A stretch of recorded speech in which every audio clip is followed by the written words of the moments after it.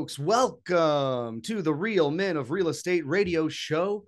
I'm your host, Patrick Franz, the Note Mentor. And, on my show, I'm going to invite guest speakers from the note investing industry on each month. Fabulous guest speakers, because I want everybody who listens to my radio show to have a well-rounded education of what note investing is, right? Note investing creates passive cash flow from real estate without owning the real estate, right? I mean, who really wants to deal with the issues that come with being a landlord, right? The terrible T's. Who wants to deal with the tenants and the termites and the toilets and all the problems? How about you collect passive monthly cash flow from real estate without the headaches of being a landlord? That's what my show's about, folks. It's mortgage note investing. And I want you to get a well-rounded education. So I'm bringing great guests on to give their insight. Now, let me remind everybody, this is not investment advice. We're not investment advisors. We're not soliciting investments or anything of that sort. This is all just opinions and stories of people that are actually in the game, people that are note investors. And, you're going to be able to learn from their experiences, and maybe you just might add note investing to your portfolio sometime in your life, and again, collect that passive cash flow from the real estate without owning the real estate, right? And so, guys, today I'm going to bring on an awesome guest, friend of mine. Name's Larry Hoffman, right? Larry Hoffman, professional note investor. He's a guest on the show today. He's going to wow us with his story because he does have an awesome story. He's crushing it in the note space, even though he's only been involved in it a few short years. And so I want you guys to know what's possible. But the title of the show today, right, is Notes. Where do you get them? How do you vet them? And how do you buy them, right? And that's what most people want to know, because that's what you've got to master if you want to own mortgage notes in your portfolio. And remember, folks, owning a mortgage note is being the bank. You own someone's mortgage payments. And so every month when somebody makes a mortgage payment, it comes to you. Not Wells Fargo, not Chase Bank. You literally take the place of the bank. You step into their shoes. You have someone's mortgage as your asset. The house is backing that asset as collateral, and you get to collect that mortgage payment, which is just like collecting rent, you see. But we're not collecting rent, folks. We're collecting mortgage payments, and that's cool because banks can own thousands and thousands and thousands of notes in their portfolio. But they could never own thousands and thousands and thousands of rentals. That would be way too much of a headache, right? And notes are easily tradable. They're liquid assets. You can buy them, you can sell them, you can trade them, you can sell partials and portions of them. I mean, it's an amazing business. It's one of the most awesome investment vehicles ever. And I know somebody who agrees with me on that point. His name's Larry Hoffman. He's my guest on the show today here on KCAA Radio. And Larry, thanks for joining me on the show today. I know that I brought you on this show because you are now what we like to call a professional note investor, right? A master note investor. You know what you're doing. And I wanted today's show to be about some hope, right? For people that maybe they've never heard about note investing. And so here in this first segment, we're going to give them a little bit of insight on what note investing is, why it's so cool, right? Why do you like it so much? And a little bit about your background, Larry. I want people to know who you are, where you come from, and how someone like you, someone like them, can get into notes wherever they're at now. They can get into notes, they can learn the skills, they can become somebody different, know something new, and they can generate massive wealth and passive monthly cash flow from real estate without owning the real estate like a landlord, Larry. So please introduce yourself to everybody listening, and let's get into your story. Like, how'd you get started and all of that? So who's Larry Hoffman? Well, Patrick, thanks for having me on your show. It really means a lot to me. And yeah, my name is Larry Hoffman. I started investing back in 2006. Probably just like a majority of the people that started, me personally, I got started with the Carlton Sheets course. That's giving you my age. I'm actually 52 years old.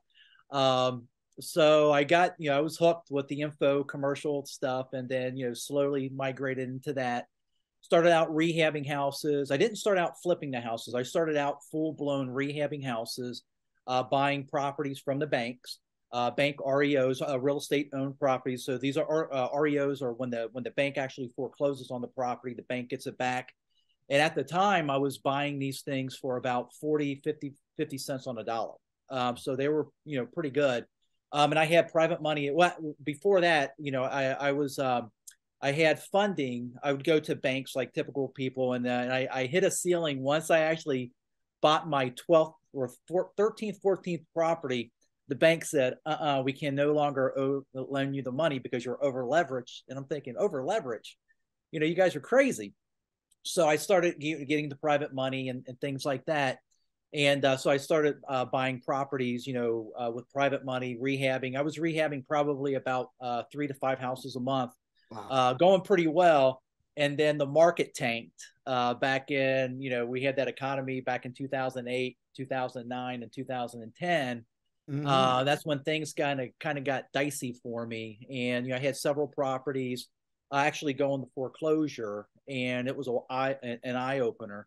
So it made me rethink the way that I'm doing my real estate. I did notes.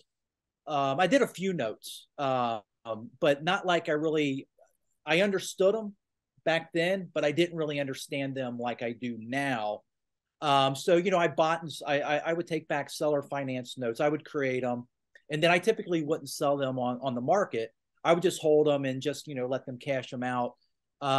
Never even knew about buying other, notes. And then I kind of stumbled into it, and I hooked up with a mentor, and it's been note investing ever since. And it's such a great way to segment, because with the note investing, you do not have the tenants, the toilets, and the trash outs like you do when you're the landlord, because when you're the landlord, you have to fix these problems. It is such a better position to be the bank than it is the landlord. And I have just not looked back. I'm in the process of selling my last rental. It's a Section 8 rental, and I'm in the process of selling my last Section 8 rental, and I'm using that money. I've got that money earmarked for notes. That's awesome. I'm laughing inside a little bit, because I always recognize that statement from back in the day about boat owners, right? And they used to say, yep, the best 2 days in a boat owner's life is the day they buy the boat and the day they sell the boat.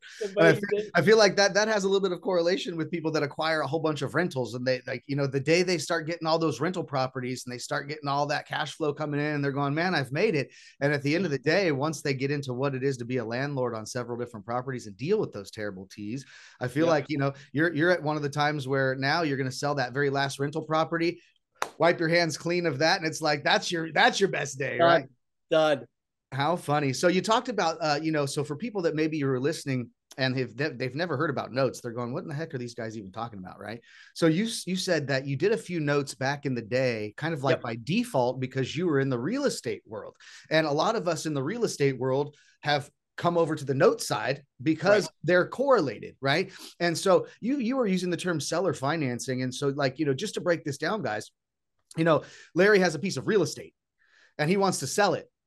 But he doesn't want to maybe sell it for a huge capital gain. He doesn't want to maybe sell it and get all cash now. Maybe he wants to keep the cash flow like he was when he had a tenant in there and he was collecting rent or something. So he sells the house, and there's something called seller carryback financing, folks. And that is just when, like, Larry sells the house to somebody who would like to be a homeowner.